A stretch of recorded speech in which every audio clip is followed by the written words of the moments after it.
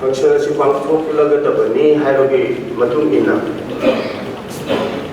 aina ihalhana prithvi ki leimai da leiba Yelhoumee kaya gi sangsar gi oiba numit ka mari lenawa samlapo bai khradang haina aina hana paper di thokchakra adabu samlapo ki tang ai hanga chagadaba maramdi Yelhoumee haibas gi maramda 1982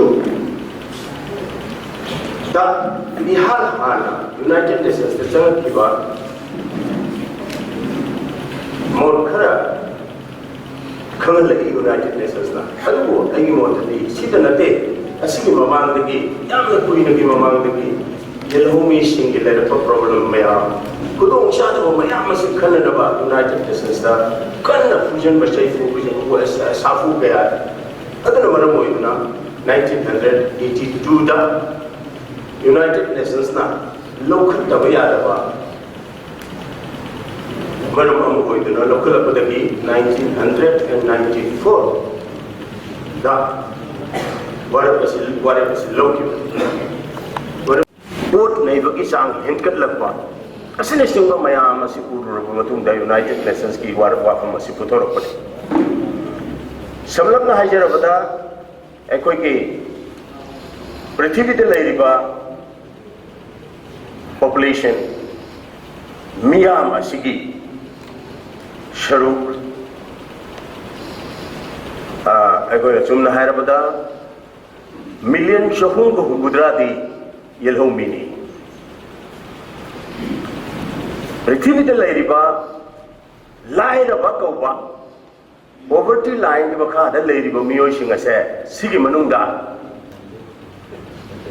Yelhoumee ko Prithvi the Lady wishing a set, a Sigi percentage Yam the Wang Lake. Adumo inamak, Prithvi the lady by Yelhoumee sing a siki culture. Hajagrava culture kayadi, culture lishing manga manunga, yauduna adum lady for Yakoy.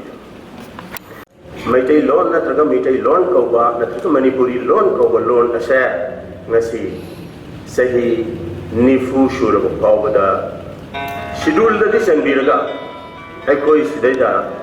UPSC da, natraga MPSC da, examination yaujaduna, IAS kaya, IPS kaya, IFS kaya, uthokpa yabagi khudung chabadu de koi phanghanba ngamdaduna lei. Mase koi yam chawba, mase koi sarkar dadana tana aikoina khanafam thoi haibase mayamna khangbigadabuni.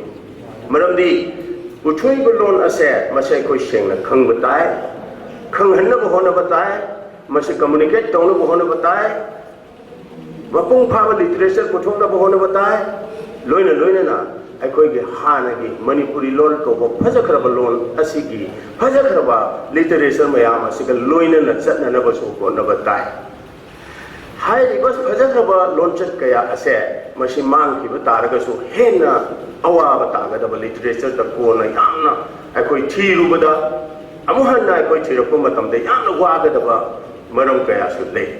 Asina maram mo iduna loan ki matang asi khanara pot matamda hojik akoi ge inaw pa secretary ni haibiro maduni MEITEI ko community ase akoi Yelhoumee ni haibase masit ta sengna tak pangamba ma darkar hoi. Ado de Yelhoumee ni ase tak de koi ngasi ka dongdoi no kung thiba chikya lakadori ase koi ubi robni mayamna.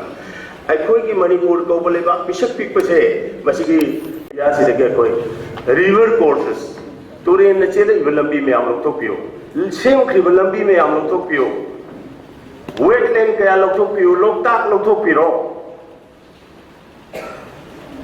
aduna taba institution kaya ma sarkar ge government national internet koi ge bharat varsh ki hoy ba state ki hoy ba institution kaya ma asigi areas in chilo thokhrama madunga MEITEI gi lehuri ballam sibu kaya yam bage around 400 square kilometers kumbaga de oiram gadra aina khalli sidai heningai soi leitre akoi kaya yam khudung thiba matam oirabano haibase koi na mun khangbiro mayam adu ardi akoi karamaina kangani 20,000 square kilometer amadi 5th schedule na cover to thoki drama hoy gi lamdu da inchi ma koi haijalu bi yagnate हाइरिबसिंग असे अखोइना हेंजलुबा यादबा मफमदुदगी थोक्लागदी अखोइ सेइदा नीति की lump लेबा याय नीति की मपान की थोदों खनजुदे मरदी बिहार की लाख नत्र यूपी लाखदो मददी मतम खरा ललोलग मा सोइदन हनगीगनी नत्रगा कोई भाड़ा थमगर सुयानी अखोइद लेमिनरी से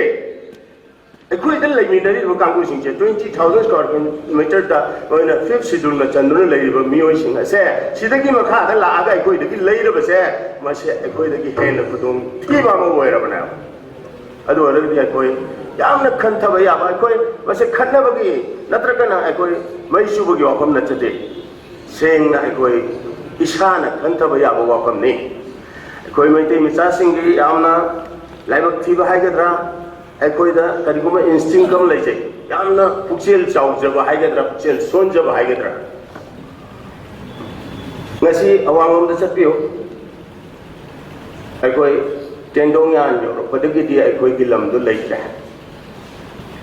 अखोइ हाना कांगपोकी द मैते लेरमे कला पहाड़ द अखोइ मैते खुन लेरमे अखोइ ngasi मैते यम त उबो फंगदे थादोक चेले अखोइगे नेपाली का कम खेनदी कनागुमना धमकी तौर चेनबा अखोइद खांग ngambagi मायोक नमक ngambagi अखोइद शक्ति से सुक्लै लेतबै मरम से करिगी नो से अखोइ खनथुम तोय अखोइना मसि खंगबो मतुंग दे अखोइ हो अखोइ मैथि हाइबसे प्रोटेक्ट तौदब यादबा ngakthok तब यादबा इसाना इसाबु ngakthok ngambagi शक्ति को अंदब यादबा अदुगुम कम्युनिटी अमने हाइबसे कोई इसाना खंगबम थोय अदु मतुंगा आई हाइजे के दोरिसे आई मतम याम लौजे निंगदबनी मिनट मंगा आमदंगा आई लौजे के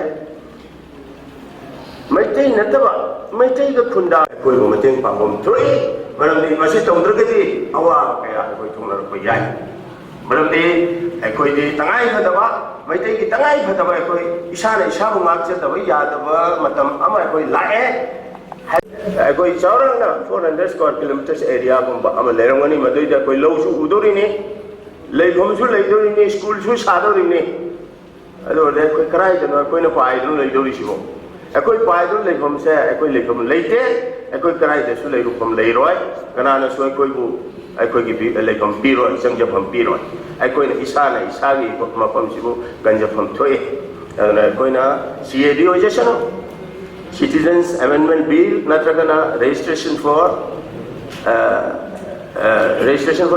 citizens, ojesano, NRC ojesano, national registration for registration, asus laksasano, matamado da ko national tribe oirabada da ko ngatok chabangangani, natragati sarkar Bharat sarkar gide achauba sarkar rina achauba lamnina, asidi de sangakwa Bharat Barsadagi मतम खरगी वने मपान सच्चिबो मियोय सिंगदो भारत वर्षदा मुक लौशल लपो मतमदा मोय लम पिरक तब यारोय अदुगी दमक्तनी ngasi एनआरसी तौरिस ngasi अदुगी दमक्तनी अकोने सिटीजन्स अमेंडमेंट बिल तौरिसे मोयना हाइरिबा भारत वर्षकी मियोय सिंगदो लौशल लपो मतमदा मोय की दमक्ता मफम खर फ्लोट तौर तब यारोय हाबसे कोइ मुन्ना कंगबिबम तोय मतमदा दाय कोइ मणिपुर दसु साक्तुंगु यावरकनी अखोइद लम खर पियु हाइरि मियोय सिंगसी लम पिदब यारोय दौरी हाइबसे अखोइद हाइरकनी अदो चिंगददि पिरु सो हाइबि यारोय मोयदि शेड्यूल ट्राइब 5th शेड्यूल न कवर तौथोखरे हाइरकनी हाइरिबा अखोइ जनरल कम्युनिटी कौदुना लेरिबा इसाना शेड्यूल ट्राइब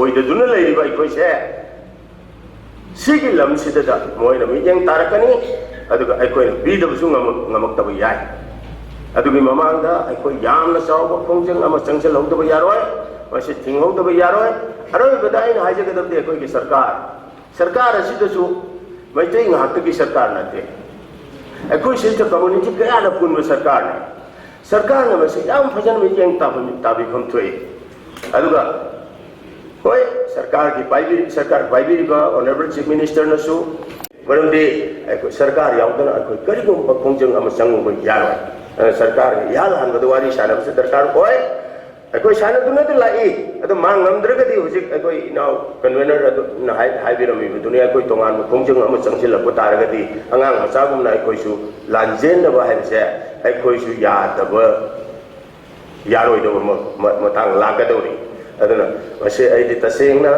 पामजदबनी लानजेनबा पामजदब नुपानी अदुबु अरोइबदा सरकार तामोन हाइजरी कम्युनिटी सुना याउबिरिबा adugumba sarkar asina mijeng changbiduna Scheduled Tribe Demand Committee ki Scheduled Tribe Restoration Demand Committee ki wapam ase dabiyu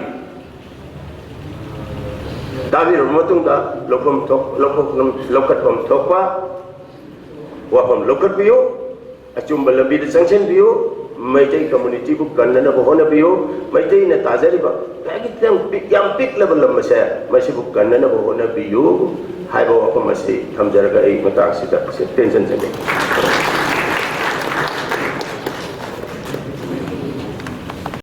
Committee na so kaya laksam jai no na mungkin makata apa from kapasing ang tangkan na kita magta laksam jai matanda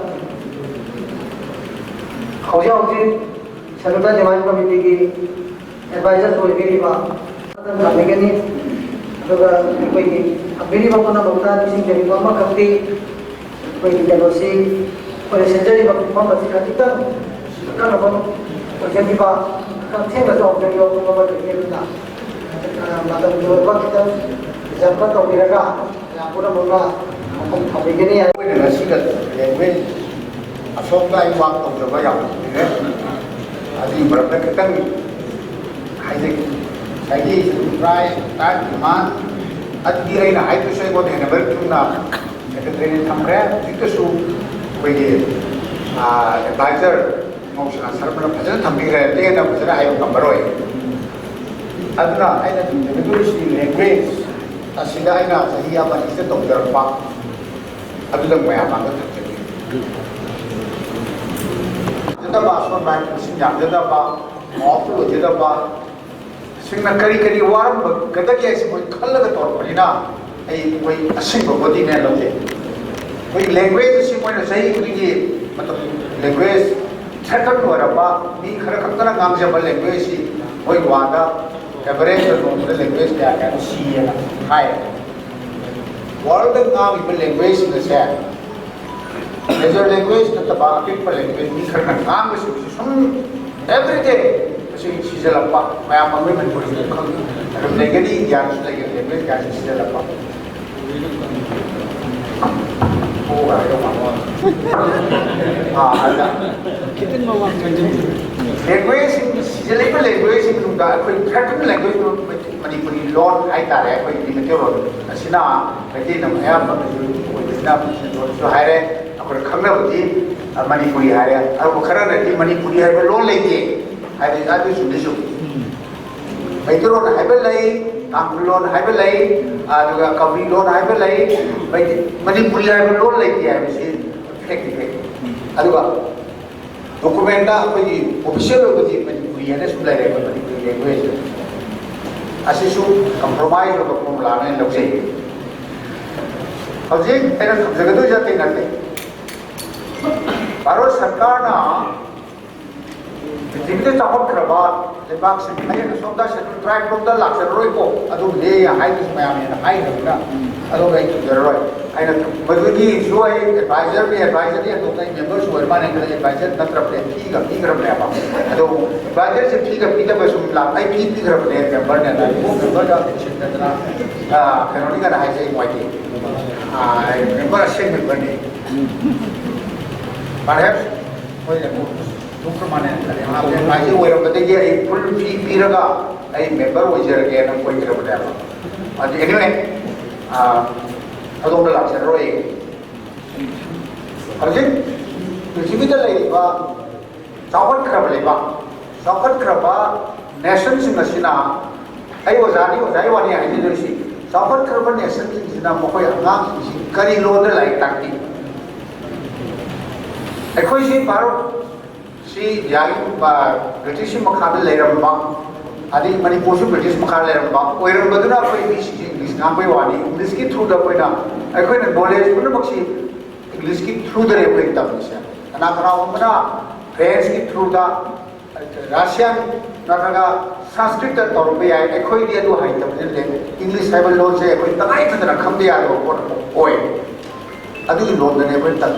Sebab Quick kita Manipur University bahasa Chancellor orang Profesor Malaysia English ki scholar dah tiap, para French scholar dah. but knowledge is a language of the through the Tambata. Masi Hamadana, Vienna, my Magi mother tongue, my Magi mother tongue, basically knowledge Tambianaba, local language, mother tongue, developed over its periods. Masi part of Moina, our Sakana, Jojima, kind of get up. H schedule that some grammar language in chat. Haribal, I schedule the language would have been your Marina. Masida, which means terminology, section language, same way to say, so program connect. But again, Manipur over here, Europe department to one later, I don't keep a crack for them today. Terminology, for example, I don't observe a subject, I'm guy Shida. I'm guy Karinonology and water. I couldn't learn that. I couldn't tell me what was class 1 the Kitabuna, and what was it? Kayamna, liar against the view. Was it Kayam liar against Aniga, Uber, Narga Manga tires, and Meteoroda, and Baxillary, Manga, English is some go, Meteorically high man with you. 2 plus 3 is 5, I wish a Meteor, the 5 is going to go here. I put a tie, you know, fall high. You know, only Meteor the tip. The very high time. Ani who in the God Tarukta said, Taruk is in my product however, Metro de Lake.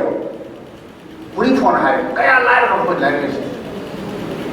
Other science of mathematics, I take the shooting, Maruina science, mathematics, Tamiron Matamda, but say Equi Lord, Amata Yaldra, Imphal Puta. Come to the Kaino, come down. Samsana, I am Tamiri, Abada, Powda, class 6 Powdi, with material, cannot Tamai, Tamai material, triangle is here. It was high, but it was a Karino, we come here, it was high. Apa tak betul lagi? Okey, apa yang kami kita English pun simpan, betra, tribus itu parah Sanskrit dan Kanji. Sanskrit loh, betul tak? Jadi ni, betul loy loy, tribus ada triangle. Aku ini tribus yang untuk tahu kelas 7 itu triangle mulai bukan. Aduh tu je tu dia, kamu tu kerja tu kamu dah simpan bukan. Masih baru sekarang kami aduna mai language dah masih terminology macam semua saya kau ini ni ada saya teman berkata le kaya untuk dia kaya untuk ni pun dah enak baik kau ini pun masih kau culture dah ni masih dah apa ini mami pun tu macam apa ini bah angang orang kau itu tu angang kau pun tu macam apa ini bah mami pun tu apa ini bah ada ni dua orang mesti tahu ni lodo koi ni ba ko na ata bai masi thalo pata ka ni koi lodo se bataya koi agang si subject baru na science so mathematics ka bi matlab ka koi lodo kar matlab ni ke se koi ni ga hana baru sa kan kham gre ade mo he doktra matom da ya to jeri wai ara ai bare me ta wai na wai kra ai je ai baru si ni loi ta re ai je kan ni pa ja ta Russia dan Amerika ka fully point to shida terus fully put dia ada clear ye ai kala excess power against that land loire full be land mai na me land loire matung da ikui da Russia na space ki asom da di Amerika correct hajar ka mo ni ai balam ti sapat balam ni mo na kya correct ta sa da ba adu gadi Russia Amerika pun mesti bunga na Russia na space Nik agak kita Amerika bakar ya. Sini aku ini menyampaikan negara sini. Sarvasa lain itu face dalam jadi. Hai sih mau ikut kau ini. Bapak ini kalau itu kau bilang mau tahu. Mau nggak bisa kau ini orang dulu dah. Mathematics dalam jadi Rusia ni yang sini help Amerika. Immediately mau president dah, mau academic kau boleh juga Rusia ni lagi translate English. American translator, betul. Aku ini pun bir publication, tu yang parah ni, jadi Rusia kaya ni, sorry, Soviet kaya ni, tu orang, ham ni lepas itu. Masih translation, tu buat sih baru sekarang lalu lah. Jadi apa? Major Indian language na basic, Oibagi medicine, mathematics khangde, physics khangde, engineering khangde, masi translate dono program national translation mission na amaya panchathari. Bagi program mai loteri angkagi MAMS to balai apa translate kau. Masih kari why asal dia ada ki language indigenous language da kermai to nak fighting war with thaki knowledge le magai masali maroda kamdu bigira ke sine ba. Batam mati magda aku ini koi mana na sorry. Mana na thang mana ba thang da aisa ka chakot ko ngari. American sorry Japanese bahasa apni disturb dia. Tangaiphadaba is idea for a language to be given that opinion Japanese को English jam कम दिए कैसे कोई खरीद दिया Russia English के तब दिया अब ये English न तब आते German मसाज से कैसे English के तब दरकार है बा for a language issue for a language तब दिया American Japanese तब गया Korean तब गया उन तब general education English के तब दिया अब English तो तब ले गए जब बात English subject तब होगा हमें language तब ये तो therefore कोई नहीं लेगा language माले अरे modern तब तब practical life ऐसे कुछ English का lecture ने तेरी रूल सुलागा बेटी उधर करता है English का express होगा काम नहीं अरे English लोग बात English लेकिन speaker सुनता तब आई ना कहे आप English मांग लो Similarly, when I come Qatar like of Qatar, Karalu Salaka of Begoliza, Begoli started Begoliza. That's 7 to Salaka, Masu, English to the Koto Kamuto. I am completely English, in the Masai is the very high again. In the Assume late about, I could give boy load the late about, I could give the late about. Asing potong ya, apa tamda, aruba konsep apa tamda, begoli dah ngang reh, nak nong reh mana se chelai, nak supi nak mana, begoli kau juga itu aja leh. Yang mai sih dia, kau load line, apa tamda ni ingai seperti ni lagi tamda, noi lagi kerana sih, tak yang mai, lagi cakap dia, hai lagi jual ini. Therefore, harus sekarang lokal itu program sudah kaya tahu masih kali kita ada university makan itu how to teach our students lok makan makan tentang termahal tak biar lagi amdam kami bela foto amdam kami nama di power itu सब nama hajar ke mayam ini yang baik bersih kita boleh lagi prime number ini sih agak yang baru masih apa yang mau Korean high kari hai no khandi Korean da diye pera kari udara de samni party ke de si kari hai no khandi ko agagi lai ta ni ko khami si party ke triangle lai si kai ko tribhuj ko ya triangle su me ro nate tribhuj su me ro nate na ta ma ta abe ke ro de kari hai ta lai ti badi ko si multiple is na kari multiplication amat to lai har khandi lai kari My point is, I quite prime numbers as it maulik single in a high myself. That is something I really particularly love Basu, that is something they go into one ice. They go to the is particular. Indian language, I am the mother language origin is Sanskrit. Sanskrit is so rich as a language, but still learning to go after it. Aduna, I know, Hajar Kadeshi, Manipuri, Asi, H, this Alaga, so is in demand to classical language is a new high sea of demand.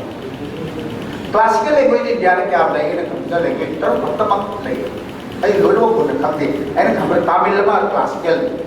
Telugu classical language, Sanskrit international issue as a Ramdana Nam the Barudia Oibagi language, Latin.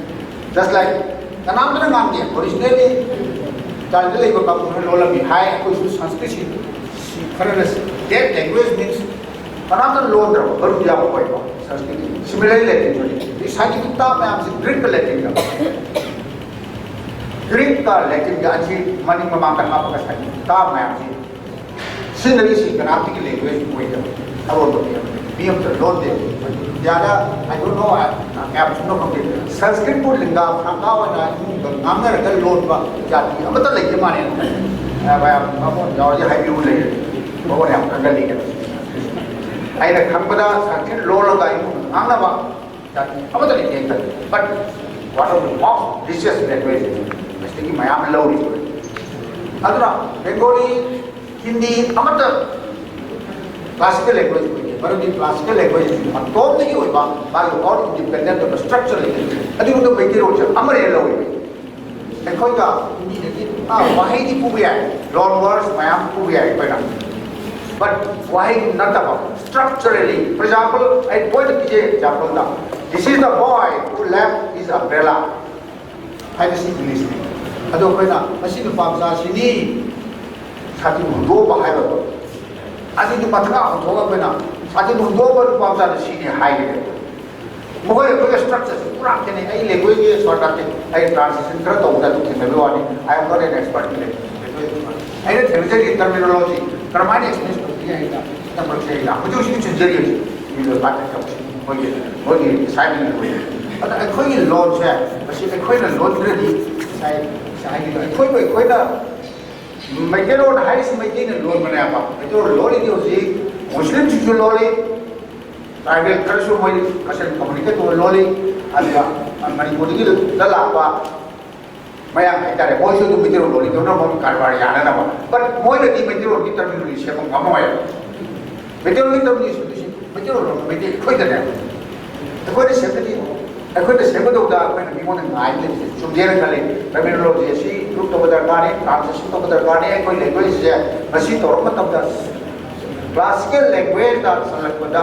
ateng am koire maram di nohi lai se for example like tajik da how far am I right I don't know I koi is eight schedule chalam dai da koi kami ni na na bami dur bagali or mane matra hai na koi gi language da koi itik lai tra language ni masak khamam dai da language ni ba stater column dai da so da hagi khabar kya khogi novel kya lai poetry kya lai drama kya play hai ba sing ha ni koi da khang ni hai ai ba tu yaw da khang ye tre kare koi ni bit lai ra very fortunately koi ni kham ba to di sare ji if it didn't do oh this is you should if it ni ba kham ba to di sare ji this is translate ta ko this is translate ko ba ni ka asina ko ma ya koi business koi language to ma smaina choi na classical language to ka kari awa ko thati lai ka no so na la from the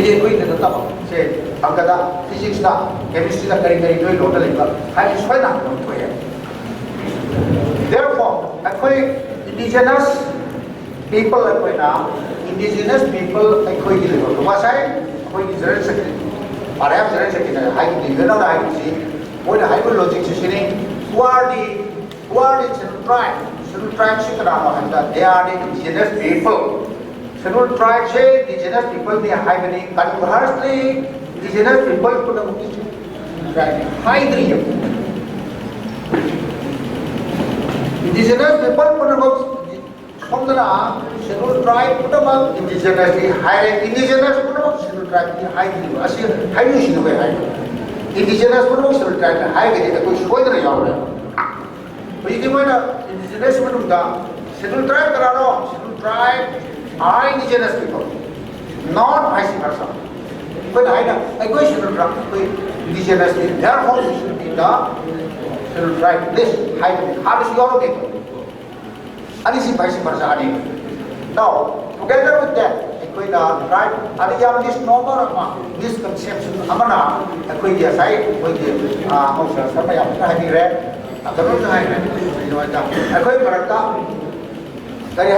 false pride. कोई से बाबू का हर मसाली है या फराव जमा कोई जो जमा अभी रुचि का या फराव जमा तो या कोई ना कोई सही तो योगसन करा कोई चाइनीज सिंगर से रिजिस्टर सिंगर को क्यों पिक्चर का पक्का करना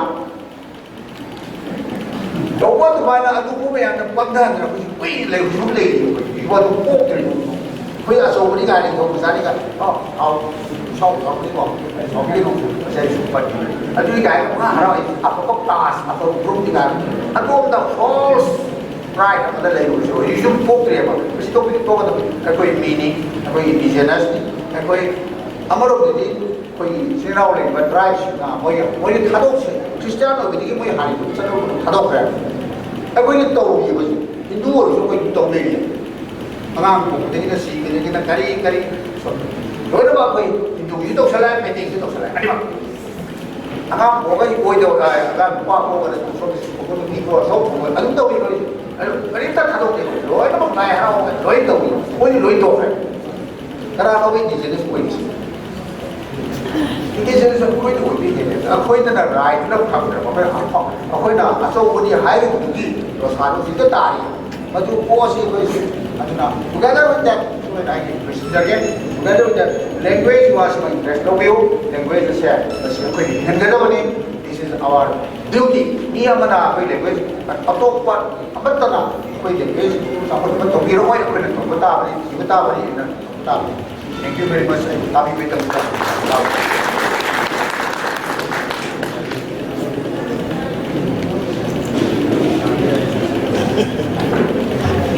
Thakasari usau. ꯑꯩꯈꯣꯏꯒꯤ ꯂꯣꯟꯒꯤ ꯃꯇꯥꯡꯗ ꯃꯤꯠ ꯅꯥꯀꯣꯡ ꯑꯣꯏꯕ ꯌꯥꯕ ꯑꯃꯗꯤ ꯃꯌꯥꯝꯗ ꯑꯩꯈꯣꯏꯅ ꯁꯤꯖꯤꯟꯅꯔꯤꯕ ꯂꯣꯟꯁꯤꯡꯒꯤ ꯃꯥꯒꯤ ꯆꯠꯅꯐꯝ ꯑꯃꯗꯨꯒ ꯃꯅꯨꯡꯗ ꯂꯩꯔꯤꯕ ꯃꯆꯥꯛꯁꯤꯡꯒꯤ ꯃꯇꯥꯡꯗꯁꯨ ꯃꯌꯦꯛ ꯁꯦꯡꯅ ꯑꯣꯖꯥꯅ ꯊꯝꯕꯤꯔꯝꯃꯤ ꯃꯈꯥ ꯇꯥꯔꯛꯄꯗ ꯃꯌꯥꯝꯗꯒꯤ ꯑꯌꯥꯕ ꯂꯧꯖꯔꯒ ꯑꯃꯗꯤ ꯂꯥꯏꯖꯕ ꯄꯤꯔꯤꯕ ꯂꯝꯄꯥꯛꯇ ꯂꯤꯡꯈꯠꯄꯤꯔꯤꯕ ꯑꯍꯜ ꯂꯃꯟꯁꯤꯡ ꯑꯌꯥꯕ ꯂꯧꯖꯔꯀꯥꯟꯗ ꯑꯩꯈꯣꯏ ꯋꯥꯉꯥꯡꯂꯣꯏꯁꯤ ꯕꯥꯏꯇꯤꯁ ꯑꯃꯗꯤ ꯑꯩꯈꯣꯏꯒꯤ ꯃꯊꯛꯇ ꯐꯝꯕꯤꯔꯤꯕꯁꯤꯡꯒ ꯃꯔꯛꯇ ꯈꯤꯇꯪ ꯌꯥꯟꯁꯟꯅꯔꯒ ꯄꯥꯡꯊꯣꯛꯇꯕ ꯌꯥꯕ ꯃꯇꯥꯡ ꯑꯃ ꯂꯩꯔꯦ ꯃꯗꯨꯗꯤ ꯑꯩꯈꯣꯏ ꯑꯣꯖꯥ ꯂꯥꯛꯑꯕꯁꯨ ꯑꯊꯨꯕ ꯄ꯭ꯔꯦꯁ ꯀꯟꯐꯔꯦꯟꯁ ꯑꯃ ꯍꯥꯟꯅ ꯑꯦꯡꯒꯦꯖ ꯇꯧꯕ ꯑꯃ ꯂꯩꯈꯤꯕ ꯑꯗꯨꯒꯤ ꯃꯇꯥꯡꯗꯁꯨ ꯂꯩꯕꯅ ꯃꯔꯝ ꯑꯣꯏꯔꯀꯥꯟꯗ ꯑꯗꯨꯒ ꯈꯤꯇꯪ ꯍꯣꯡꯗꯣꯛ ꯍꯣꯡꯖꯤꯟ ꯇꯧꯖꯔꯛꯀꯦ ꯃꯗꯨꯒꯤꯗꯨ ꯃꯌꯥꯝꯅ ꯉꯥꯛꯄꯤꯒꯅꯤ ꯃꯈꯥ ꯇꯥꯅ ꯄꯥꯡꯊꯣꯛꯆꯔꯤ ꯑꯣꯖꯥ ꯃꯥꯏ Yambem Laba former acting chairperson Manipur human rights ꯀꯃꯤꯁꯟꯕꯨ ꯉꯁꯤꯒꯤ ꯊꯧꯔꯝ ꯑꯁꯤꯒ ꯃꯔꯤ ꯂꯩꯅꯅ ꯃꯐꯝ ꯈꯔꯗ ꯃꯌꯥꯝꯗ ꯊꯝꯕꯤꯅꯕꯒꯤꯗꯃꯛꯇ ꯑꯃꯨꯛ ꯍꯟꯒꯠꯆꯔꯤ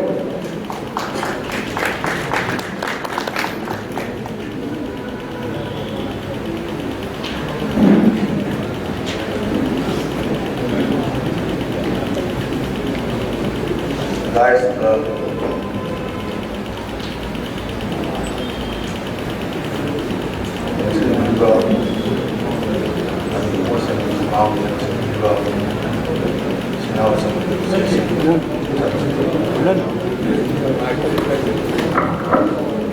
I am sang nganjur kai nonda matang yang handal nandal nandal na the gap sang and some over the point of but I subject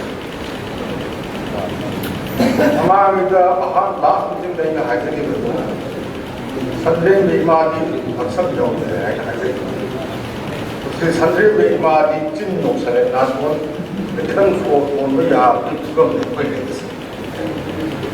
And every body is in your cell, I was out of the over the tongue, the ground, 100 put nothing to calm the staff, none of the staff, and lines of Young I play about it. I put yellow meaning for yellow meaning for yellow meaning. Yelhoumee kan kita melihat sinun terakhir urut biar awal, mana yang ada macam musik.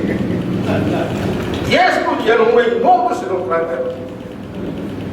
Ada international platform tu ni UN tak kerja, dan constitution mau mata mama tu, apa ni Yelhoumee tu pun jatah, mana Manipur Yelhoumee ni hari mu mama, kayak mesti jaru, because Manipur tu nak pun bangsa ada. Ini pun pengaruh dari berbagai dan dia operating in a global scenario, national scenario.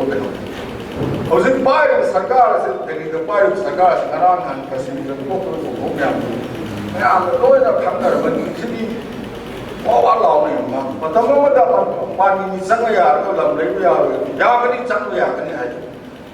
India itu Haryana itu yang Haryana Kashmir sampai ya Kashmir itu masuk dalam singkong apa logo ya kan dari yang terpakai mau ngang sekarang Masidesida Mamanasu I have some I is a supi away, not where Shanglen the labor in a high supi away. I think Madam, I think using Manana Leva, Marumana, where I do a lot of single law, I be with Maram here, cover the habit, we don't know some law, exactly. Karaga, I reject the line. I have to be one. I would only one line, somewhere, but and go law and a cooperative response those that I think the guys. I don't think any was young when now. I don't know Manipur, the Median Manipur, I have the time of the head. It's a bit of past of the heart. Miracle voices. You know what I'm saying?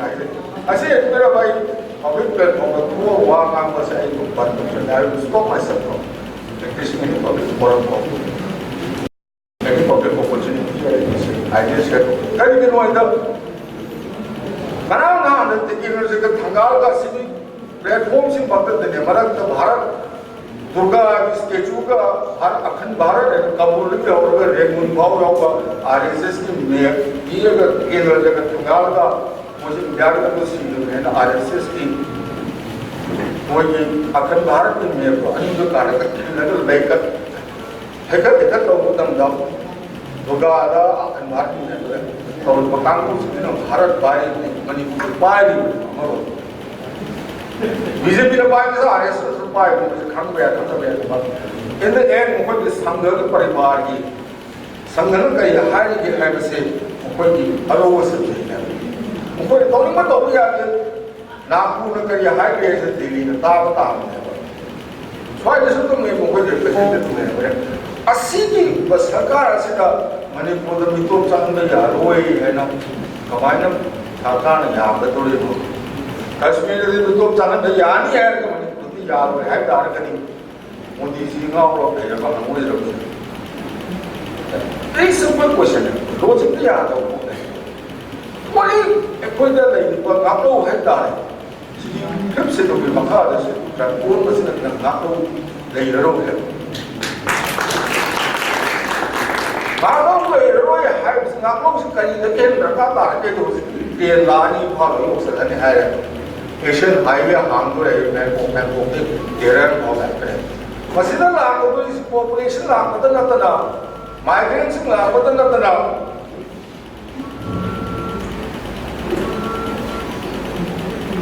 Multinational population, I'm like multinational corporations in high state, Manipur is a good reliant company in Manipur, Rand company with budget annual budget and Upon the time of label of Perse, Manipur, the office of Hanga, I targeted low period Manga people like the poor Manga people, cover Siki Sapagum. Upon the laser, all the persons came in the Loksha. I could be low on the road for you. School town only road head. I could be upset. For our looks there, I don't think command of the head down. I could be so on the road. It's a really hard. I don't smile and Arabic government with him. I'll put it down. Remember the system. So don't try for the target and answer is up. So with nobody now. When a dog head turned up, he's low. Ako na tumakbo ko talaga. Ako na tumakbo ko talaga. Kaptanin mo lang ang motor siya. Singer ko lang pinatuloy. Very, very fair. The time has come now. Siguro ka, kahit po nang ba kakupot, hangat pero, walang nabakot, hangat pero, haibig mo tabi ore. Kasi, manipulong si mga ako yung sinawsing, ito kulay bahay na, manipulong si mga dinamit, kuwaan ka, diba si sinawsing suyang, yaw rin rin, hajali siya. Siguro, sila ito, protest of the Tana, coming by my against Yelhoumee. I put the yard, I tell us. I put the yard in this look like I said, Manipur said, those look like the implementation of this look like the I was before, I use it. Can you solve the road? I'll go up with random dogs. We'll have a referendum. I think I'll have a look like one in the I have some books here before. adu hakana manai na ya jadi mene kai but please get kira tu mama de ko am sange ni matung da ai ko na chat na ko ya manne ro wa ya manne ro ba ina hai je sin na koi pa na no de lu sin na so ka ya di ya lo ko tu de lu ra ai de ni adu da sa sam ta ni sam ta sin na hai sin na ko na hai lo ya ra ai na ang pa ke to gaว่าเราต้องคิดดูสุดท้ายที่เราจะให้ทุกคนเอาไว้ว่าผมจะมหาวิทยาลัยที่ไอ้ที่ให้เราโอกาสเราสุขลาภคนใดเราสิ่งที่เราจะรู้นะก็ที่ไม่จังอยู่ไว้นะตาเราคำเรียกอะไรที่ผมสิ่งนั้นเราคนอาจุนลาภคงยากเรียกว่าเราโยมเขาว่าเราอาจุนหาเดียวคุยให้นะปานเราสิ่งจังเรื่องมาเองนะเราให้ที่รู้สึกBut that was good. I asked a very straight question. Now, Koila, try to make game is a put the guy, and how come I get so, what do you do with it?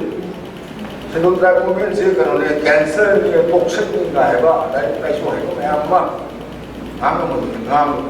But now, the time has come for put Hagan which is that Yazari, put Yazari, put Hagan, on another moment of right. I senior citizen with its junior about the senior and executive. The commercial of law, the Tamzaka, I will tell you. Okay, but direct action is what I'm going to direct action. I put it Sunday. Silvan, you could see you not to Kumar, honorable minister, was to open Aku dog sana diri ni sudah pipi rentar kan, mula kan dog ni, aku dog, madu ni mata ni, aku ni asyik dog ni saya, aku ni mayat terlebih bising siapa sih, noi masih jangan aku nak harap betul, siapa terakhir aku sendiri nanti aku juga buat, aku mungkin berada cuma tahu mungkin ya aku, I would masih dia presiden juga masih tahu lagi kan orang asal kita tribal right movement kita ada. Aku nak hire saya. Nak kau nak bikin sedul tribe pun pasal ya dia ni hire kota. Aku ada nak kau tribal sebenarnya any isu demand orang aku ya cuma contoh kan aku itu ya kan hire.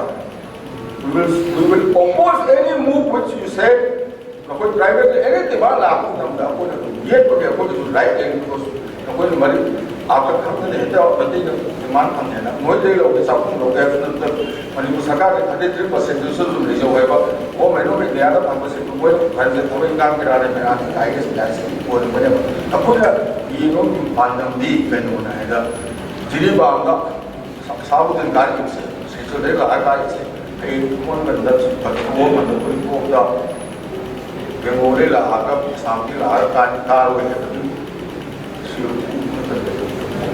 तो सिर्फ सो ऐसे के MEITEI loan Manipur has got a children. Massive house of the Saka, I don't know, Sivan in Saka. This is a loan, this is a Kadimus. MEITEI makes in Denver, it's a job, yet the boiler canary, yet a junior boiler. Take a decision. I don't know about it. Come here, come here, I don't know my books at high statement. Young, can even with them. MEITEI owners, you know, that the ancient job. Parliament posting kind of the so many voted for I had got 1% in a high. I think the absent is a canal or Reginu comes home. A winning after the MP, man, what happened? Yaw, he absented himself. Now I'm talking about the lawyer, Tikla, Parliament or Compton, Singapore, Manipur president of the Yelhoumee and high to the mark. But when the civilian Sarkar is the hygienic something. Young Pay, Hong Chako Sate, Jing Chako Sate, or the digital drive on the Sata Sea, have a simple book. Get a decision. Gabriel the Potogram. Evident proposal Lumo had accepted the Potogram, accepted the party whip level 90. Congress Party ne masi matang da moi da koi whip gadi koi hai bas hai ngam da ri se kana na no Congress Party ne masi against the which see would that kana no koi mai ye to yeng goi ne that is also good. But please make a decision and make it fast because we are dying. Land where more than the Meitei was up to sell the car, the mind of the gay. I have seen no one up for now. I also put a thing of another guy to get a way up on the road. Adu Matam Israel Saturday now, not one to one of the lab. And then everything was shooting at the way of our say. Seriously, let us be arrested. How can I help you? Please come and arrest me. How do you get this? But let us act, and let us act now because time is running short. Masida ito tayo ito ako direct action ito matap yore, matudi na ako. Next na lalo ko pero ako tumesa kaya mo. Thank you very much.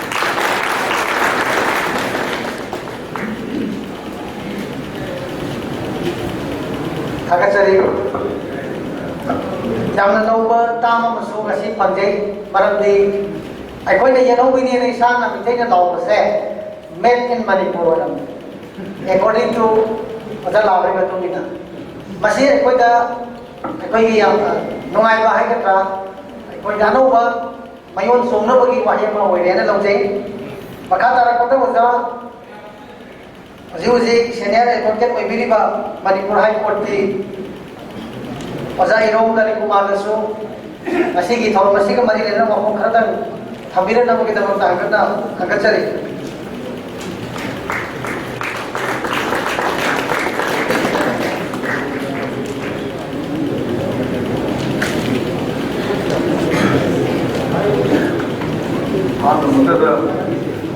as the Indigenous lagi kitchen video kamu ayu amadi ini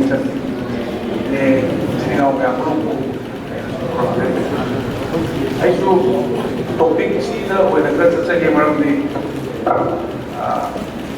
seluruh tribe kasi aku ini imam hiding lagi jaga so inclusion hiding tu ni ayu punya hal imam dia apa hiding Berarti aku sana, aku isi tribe ki level, bagi element, ingredient, factor, condition yang apa tu tu kita hierarchy, aku include tu kita say discrimination ni, identity, macam yang jadi, si matang sesuatu, hana macam apa tu terkar, pun hancur ni jen lah saja, saya tu dah apa sesuatu, segi macam ini, saya tak tahu. Indigenous language. Aduna, aku ini nama topik ni. Satu tribe berusuk, indigenous berusuk, non-tribe berusuk. We are one people of this country. We are a citizen of this country. Aduna, Bharat के संविधान की मखाद ने कोई तो ताकत है संविधान की वाम सुनती. अब संविधान ने indigenous language जब ले, ऐसे language जब तंग लाग सके आप खंगोदी नचते. अदु very important language है. Aduh, language sih, orang itu, ayah macam imam lepas firman, ayah kerana community tu pun, aku itu saya scheduled tribe ka, indigenous people ka, sih distinction tahu macam ni, yang ada ayah tak macam tu, aku yang ada sih, finally was scheduled tribe ka, masih nowhere aduh jadi itu lagi.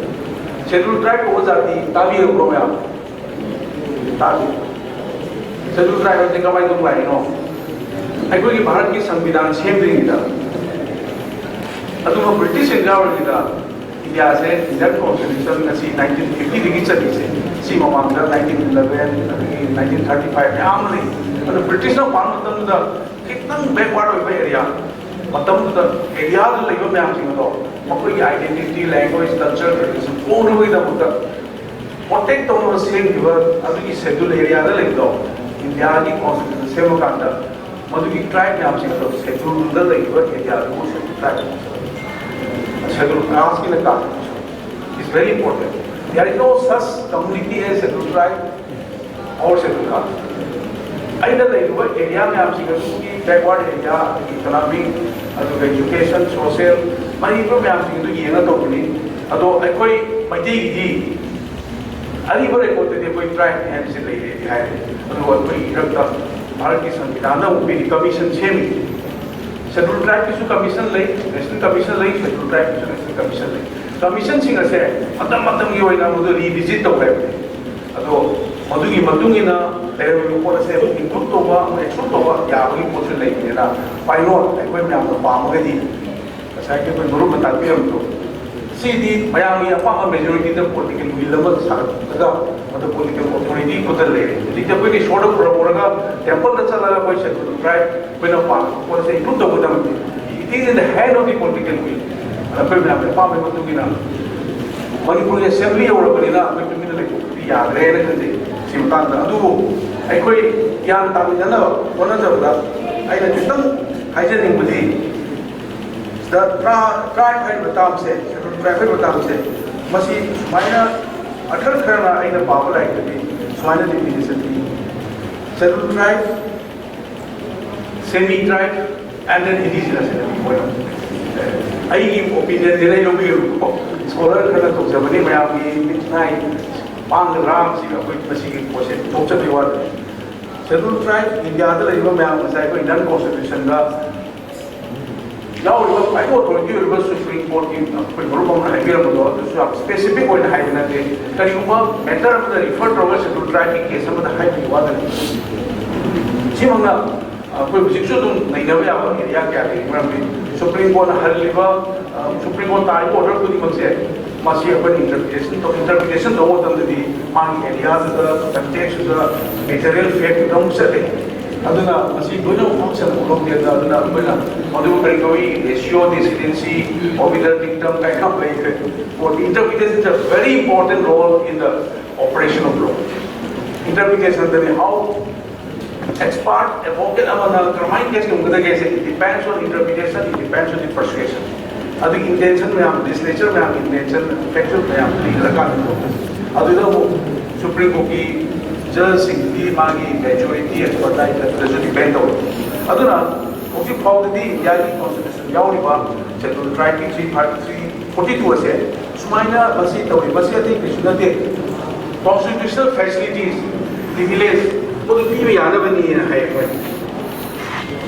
Can I go for a mana, that evil rights to authority mana, get discussed for the politely. Yamna, increase to be Manas Mainhai. They do not say, I am half for one.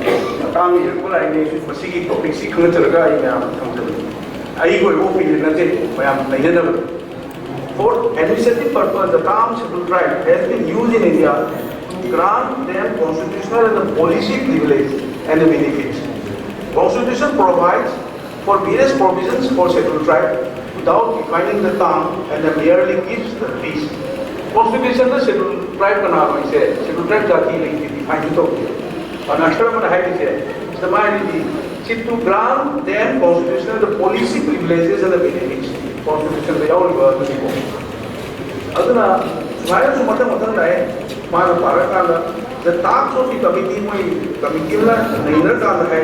the task of the committee involved examination of the historical and scientific background of over 800 tribal communities and class groups and science of contact with the community at large and the backward nations.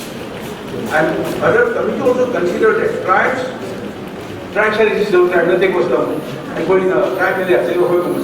The tribes whose members are by and large mixed up with the general population are not eligible to be in the list of disabled tribes. This is very important for authority scholar and people. See, Masai Laksani, high incident, Masai element, factor, Namsi touch story and a particular. Meitei bakte hingiba Meitei community question ado ekoi atop general mayam population to mix to boy jabani hayo ni hawa distinguish to ni ekoi adu nate sin nei hai ni akoi adu population general population to mix to population ni manong da koi Meitei is chande manong de koi thongkhong pa na sai irom do metal na ekoi culture, tradition, not family level. See, what's my the way was the man. See, what's he? I couldn't tell you the man. Authority, I am high was it. I couldn't circle the pressure to one of the presidential order, but some money now. What do you put it out? I'm showing I'm young. Because order, the book is all the talent of my man. The way was. I think I know society that language National Commission schedule class schedule track now CCE and then the guy job like that. Masi boga we commission sing se. Like we other masi amin darga nahi na darga hoja. I na the na wo ngani I ma from pam na ngani. I ko na taliba di masiga bani le na. Ko state the period of authority se.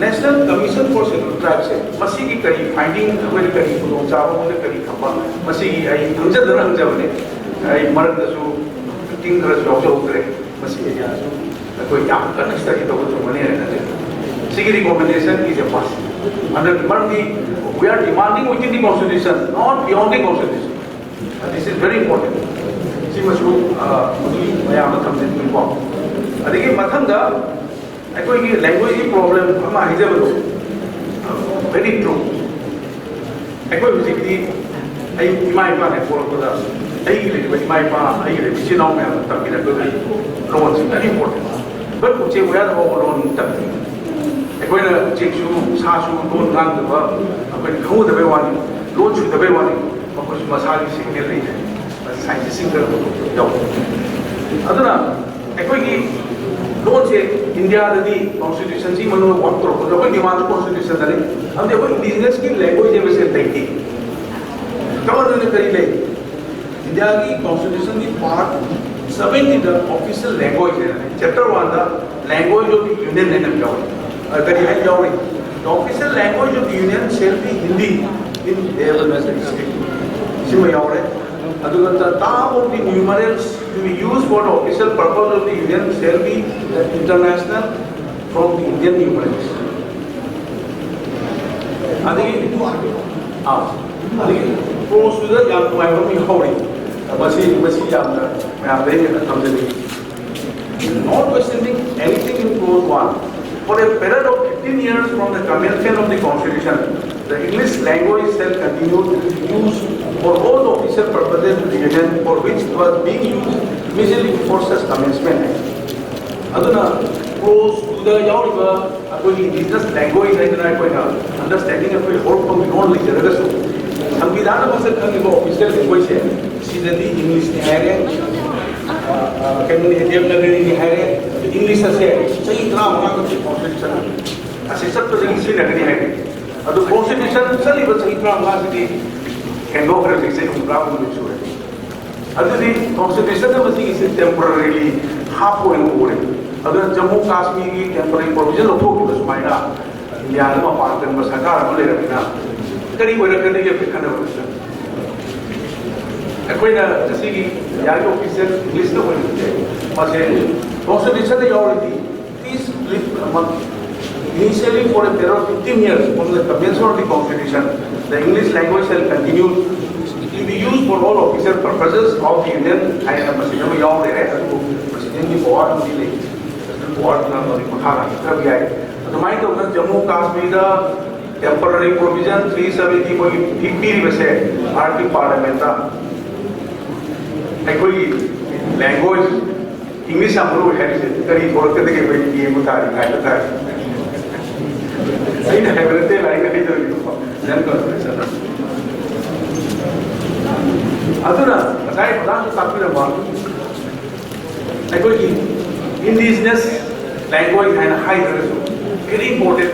Yang constitution sina, kasi imply protection of kita. Adu kiri protection sina. Article 350 ke dan kari, hai na PA. 350 is very important. Facilities for instruction in mother tongue in primary stage. अदुना अखोई नाम ना cycle असली की business लेगा language में बड़ी लेना आई ना मैं आपका बुकिंग कर अखोई की भारत की संविधान का बिजनेस लैंग्वेज है वो लेते हैं भारत की संविधान में बिजनेस पीपल है वो लेते हैं scheduled tribe have a community su leke, scheduled caste have su leke, mafam matam ki mani economy, political, education, and social factors में हमें ये ना सेम आते नहीं है नहीं काम कोई बात नहीं अगर एक कोई जो मतलब की factor तो चल लगे नहीं एक कोई की demand से include तो बोले आई ना मसीद को जब तो खाएंगे तो मसीद एक कोई की officially भारत की प्रजाना भारत की authority का नौना भी नमूना assembly नहीं लगे नहीं जाए हाँ ना गांधी की बा speaker सिंचन आई भी नमूसी का तो पर जामना सरकार होए एक हम लगे नहीं कोई मैं बोले मुझे चल माना बा हकनी अदुगा थबा अमा तौदा अयत पर यावजरसनु येंगुदी मेजॉरिटी माइनॉरिटी असी भारत के पार्लियामेंट होइसनु असेंबली होइसनु लोइनम मेजॉरिटी न चकर मोय अनी ने ये लगा जागदबन अन अखोगी लेइबा कैबिनेट नसु डिसीजन से मोय कलेक्टिवली लो होनबे वानी ये लगसु मेजॉरिटी डिसाइड होदो इट इज वेरी इंपॉर्टेंट अखोगी हाई कोर्ट दा जज अनि फमसु अहु फमसु सुप्रीम कोर्ट दा जज अनि देगी ताबा बेंच लेते जज तारा महा फमसु लोइनम मेजॉरिटी डिसाइड हो खाते मतलब डेमोक्रेसी अदना यदि मैं ये चसनो कोई भी पॉलिटिकल विल लो कोई मैं आगे अपाम तो वो होगा और इन फोटो कोई मैं आगे लाइक तो पुनः नोमिने बता दे मेजॉरिटी यदि मैं पाम तो ले योक्सु पे सुकाई दे यो किनो किसन मतलब स्माइल तो करा कोई की Article 350 is a young step. Must be very important. Sina India Yagi, Nagi, Singsi, Yagi citizen who are already my mother tongue state, primary state. One of the linguistic minority groups, my am saying said, special facility, bigger than me, mobile launch a protect over the money, promote over the money, hybrids, Mayama, Yawi, Masi, coming over the car, which हमसे लोग रहते ना कोई कितना आई ना जब ना चलते लाइट यार लोग थोक से बेवाद अगर आई मांगी के तो सुने आप यार मने ना आई मखा नहीं सामने अंदर रोड मायाम है पाम से मायाम पुनः लेकिन लगा लिंक प्रोपोर्शनल मायाम है पाम से बस आप प्रोपोर्शनल हायर रेट फाइव